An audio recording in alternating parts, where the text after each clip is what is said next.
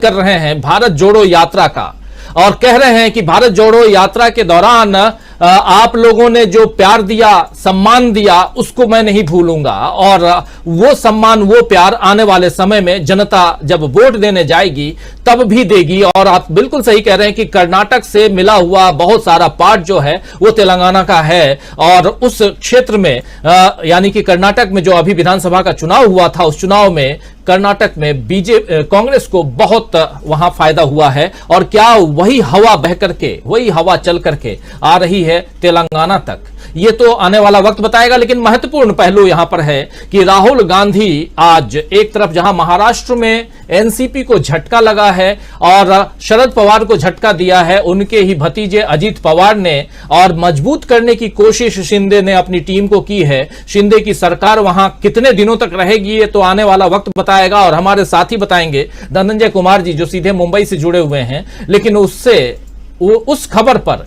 राहुल गांधी की जो ये आंधी इसलिए कह रहा हूं कि एक जनसैलाब है और इस जनसैलाब को देखकर आज शायद रात को बहुतों की नींद उड़ जाएगी, ये तय मानिए, क्योंकि वहां से वो बी टीम की बात कर रहे हैं और जितनी बी टीमें हैं सब, और साथ में जो ए टीम है वो भी जरूर देखेंगे, क्योंकि अभी तो मणिपुर से लौटे हैं राहुल गांधी। कल दिन भर सभाएं अपनी इंटरनल बैठक हुई है और उसके बाद आज तेलंगाना में इस ढंग का आगाज, चुनावी आगाज, जहां कुछ बातें रखते हुए दिखाई दे रहे हैं, न कि किसी पर हमला करते हुए।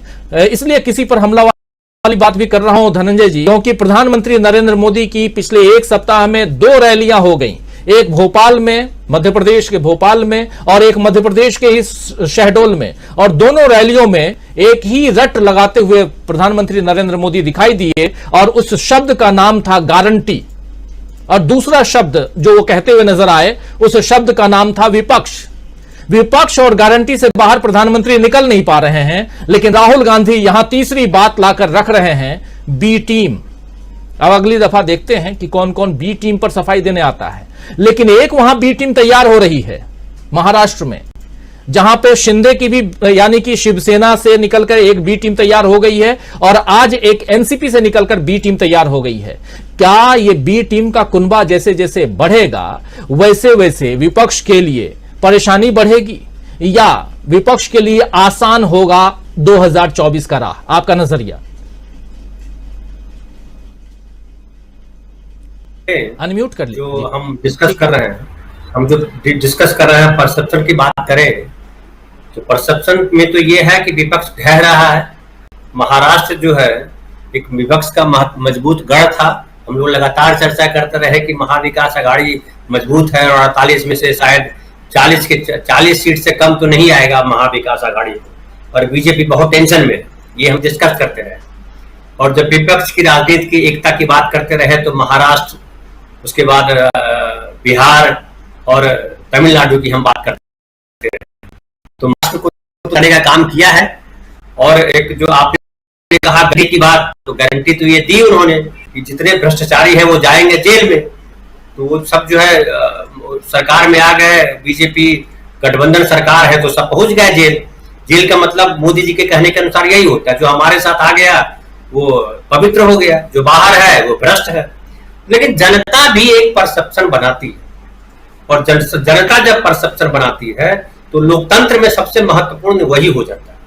हम चाहे जितना डिबेट करें, नेताजी जिधर से उधर चले जाएं, फाइनली जो है सत्ता पक्ष को बाहर कौन करता है? क्या नेता बाहर करते हैं या जनता बाहर करती है? जनता का बड़ा इंपॉर्टेंट रोल होता है। आप जो है शरद पवार जी कह रहे हैं कि अब कौन हमारे साथ बचा है देखते हैं, फिर अपनी पार्टी खड़ी करेंगे, ये सारी चीजें अपनी जगह है। लेकिन फिलहाल 2024 को चुनाव को लेकर के जो महाराष्ट्र में नरेंद्र मोदी जी और अमित शाह जी की जोड़ी ने, या कहिए बीजेपी ने जो दाव चला है, वो